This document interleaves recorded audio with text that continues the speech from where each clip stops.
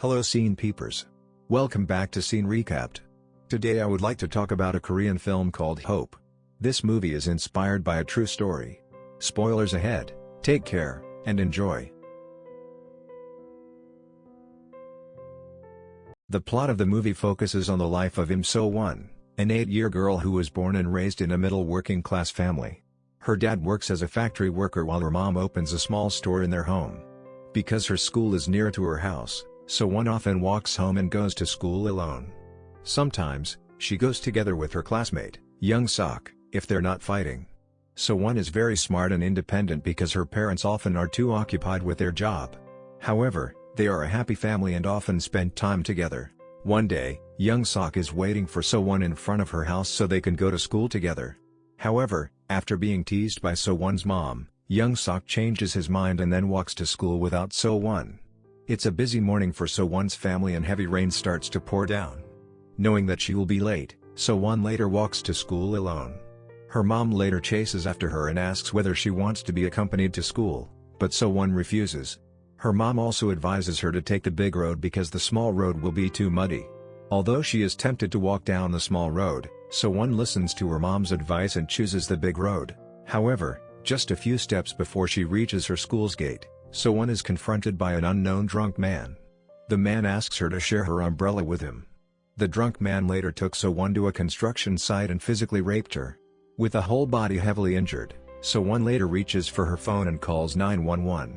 Not long after that, this vicious case spread as the cops and ambulance gathered around the school. The cops later call So-won's dad, saying his daughter has become a victim of sexual assault and is now hospitalized. So-won's dad immediately arrives at the hospital, followed by So-won's mom not long after that. Doctors tell them that So-won suffers from multiple internal injuries and has to undergo major surgeries. Her mom even almost fainted after seeing the extent of So-won's injuries. During the surgery, the doctor calls So-won's dad and tells him that So-won might not recover from her injury. She also has to wear a colostomy bag for the rest of her life. So-won's dad understands and then begs the surgeon to do whatever he can to save his daughter. After the surgery, So-won's parents come to see her. Once So-won regains her consciousness, she tells her dad about the attacker, including what clothes he wore that day. So-won also tells her dad that the cops should arrest that horrible man. Unfortunately, after the cops find some fingerprints on that construction site, they still can't catch the attacker because they lack proof. So-won's father is very angry and goes to the police station. The police tell him that they can arrest the man if So-won identifies the attacker. Several days later, a psychiatrist and the police come to the hospital to interrogate So-won. Although she still doesn't want to talk, So-won can identify her attacker. Her witness is recorded by the police as evidence.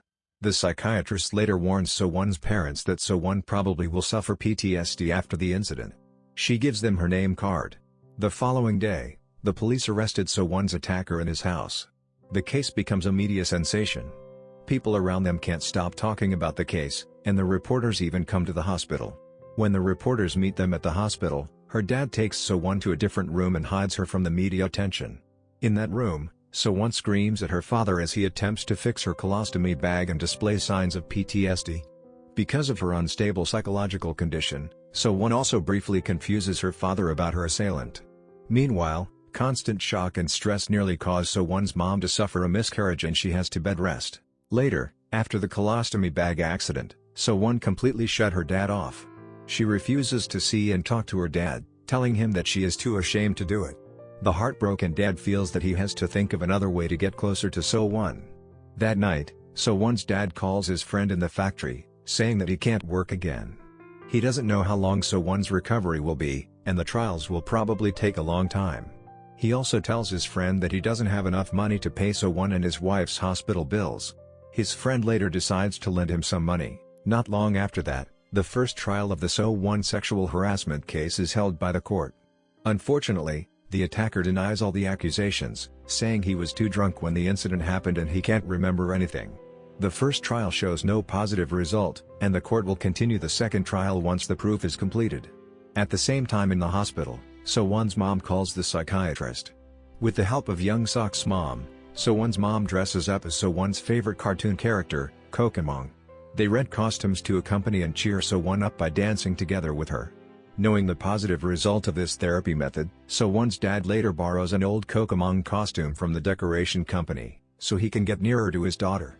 He even gets to talk a bit with So-won by writing on the board and hugs her in that Kokomon costume. Days passed and So-won's physical condition gradually improved. She also keeps attending mental therapy sessions with the psychiatrist. At first, So-won doesn't want to talk about anything, but the more she knows the psychiatrist, she finally opens up and learns to speak again. During their conversation, the psychiatrist learns about So-won's insecurities. So-won tells her that she is ashamed of what had happened to her. She thinks her friends will say bad things about her. She also worries that her parents might only love her sibling because she is now an ugly child. So-won also shows some depression signals, saying that she often wonders why she was born. Little did she know, during her stay in the hospital, her classmates showed their support by sticking some school's works and announcements in front of her house's door, waiting for her to come back to school. As her recovery shows lots of improvement, the doctor finally allows her to go home. On their way home, they pass the site where she was attacked. So-won later throws up, showing that she hasn't fully recovered psychologically. She and her parents are soon comforted as they notice that So-won's friends have decorated their house door with notes of encouragement. So-won then dares to go to school again. Her dad also keeps showing his support by dressing up in a Kokomon costume to accompany So-won to school. Her dad also tells the teachers that because of the incident, he hopes that the school can be more considerate and not let male teachers come too close to So-won. One day, on her way back home, So-won confronts Kokomon. As her mental state improves, she knows that it's her father who has been hiding under the costume this entire time. She then holds her dad's hand and walks home together with him. In her house, she removes the costume's head to gaze at her father for the first time since the colostomy bag accident. As So-won gradually recovers, her trial continues. One day, her dad visits the attacker in the jail.